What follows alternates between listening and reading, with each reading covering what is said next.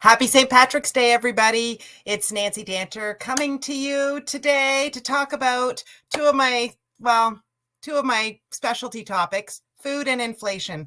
And I was reading a report today by the BNN Bloomberg, and it was specifically stated, how expensive is food in Canada? And then they gave a little bit of a breakdown of some popular items. So today is March 17th, St. Patrick's Day, and 2022. And so this is I just wanted to put a timestamp on this so you knew what the parameters of this are. So the article talks about Canadians can't seem to catch a break at the grocery stores as food prices continue to soar. Stats Canada reported yesterday that the food prices rose 7.4% in February compared to a year ago. The rise came as the annual inflation rate climbed to 5.7%, and this is the highest it's been since 1991.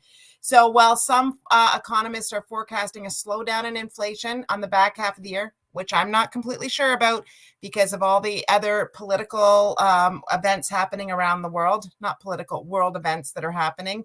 I'm not clear that that's actually true.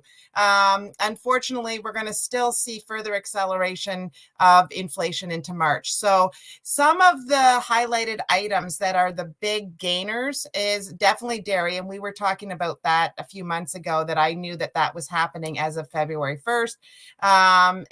But here's some of the other key items. So you know that the milk was about 6.6%, eggs at 7.2%, chicken at 10.4%, beef 16.8%, bacon 16.1%, and then you got a bunch of different fluctuating rates on produce. So apples are about 5, oranges are 9. Now, when you hear numbers like this, these can be deceiving. So how do you decipher this a little bit?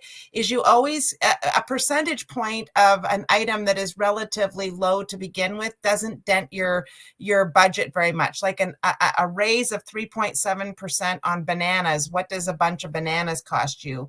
Like if it's a couple of bucks, 3.7% is not much. But what the items you really need to look at are your protein items, like your chicken, your beef, your bacon. So what you got to do when you see things like that is then you got to make a plan. All that we always talk about on any of these channels is all just data points for you to be able to then make some decisions for yourself on how you're going to spend your hard-earned money.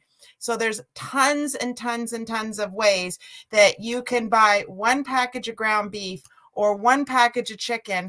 And instead of thinking you're going to get a whole bunch of chicken, you might have to chop it up, spread it out, put it into a casserole. Tim and I did a video back about a year ago with our dear friend Lisa Blackwell, and I'm going to put a link down below regarding some tips and tricks as to how to save yourself some money when you go to look at your food bill, your grocery spend at the grocery store. So don't take a look at all of these percentages and get overwhelmed by it.